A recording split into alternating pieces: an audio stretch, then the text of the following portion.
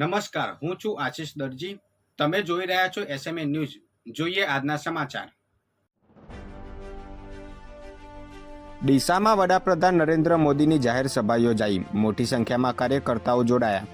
લોકસભાની ચૂંટણીનો પ્રચાર જોરશોરથી ચાલી રહ્યો છે, જેમાં વડાપ્રધાન નરેન્દ્ર મોદીએ આજથી ગુજરાત પ્રચારના શ્રી ગણેશ ડીસાથી કર્યા હતા.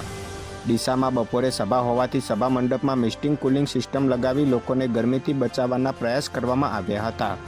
વડાપ્રધાન મોદી સાથે 56 નેતાઓ સ્ટેજ ઉપર હાજર રહ્યા હતા. જ્યારે ગઈકાલે યોજાયેલી ક્ષત્રિય સમાજના શક્તિ પ્રદર્શનને લઈ પોલીસ પણ ડબલ એલર્ટ મોડમાં જોવા મળી હતી. દિલ્હી એનસીઆરની 100 શાળાઓમાં ધમકીભર્યા ઈમેલ મળવાથી સાયબર ટીમે તપાસનો ધમધમાટ શરૂ કર્યો. બુધવારે સવારથી દિલ્હી એનસીઆરમાં ગભરાટનો માહોલ છે. રાજધાની દિલ્હી તેમજ નોઈડા અને ગુરુગ્રામની લગભગ 100 શાળાઓને ધમકીભર્યા ઈમેલ મોકલવામાં આવ્યા છે. ઈમેલમાં કહેવામાં આવ્યું છે કે સ્કૂલની અંદર બોમ્બ મૂકવામાં આવ્યો છે. ઈમેલ મળ્યા બાદ પોલીસે તમામ શાળાઓની મુલાકાત લઈ સર્ચ ઓપરેશન હાથ ધર્યું હતું. પોલીસ ડોગ્સ અને બોમ્બ સ્ક્વોડ સાથે શાળાઓમાં પહોંચી હતી અને દરેક ક્લાસની તપાસ કરી રહી છે. ઈમેલ મળ્યા બાદ સાવચેતીના ભાગરૂપે બાળકોને રજા આપવામાં આવી છે. કલોલમાં આવેલા સૂર્ય મંદિરમાં અસામાજિક તત્વો દ્વારા 7 મૂર્તિમાં તોડફોડ કરવામાં આવી.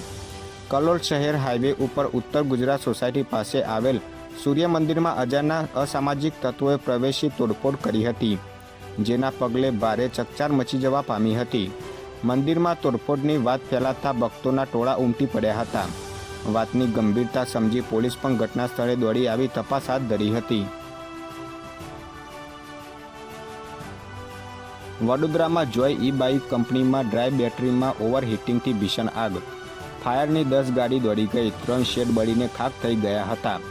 વડોદરા શહેર નજીક આજવા રોડ ઉપર આવેલ જોય ઈ બાઇક બનાવતી કંપનીમાં મોડી રાત્રે ભીષણ આગ લાગી હતી. આગનો કોલ ફાયર વિભાગને મળતા તાત્કાલિક 5 ફાયર સ્ટેશનની 10 ગાડીઓ દોડી ગઈ હતી. આગ કાબૂમાં આવે તે પહેલાં મટીરીયલ બળીને ખાખ થઈ ગયું હતું. 3 શેડ ભડકે બળતા ધુમાડાના ગોટે ગોટા જોવા મળ્યા હતા. કંપનીમાં ડ્રાય બેટરીમાં ઓવરહીટિંગના કારણે આગ લાગી હોવાનું પ્રાથમિક તપાસમાં સામે આવ્યું હતું. વધુ સમાચાર માટે જોતા રહો એસએમએ ન્યૂઝ.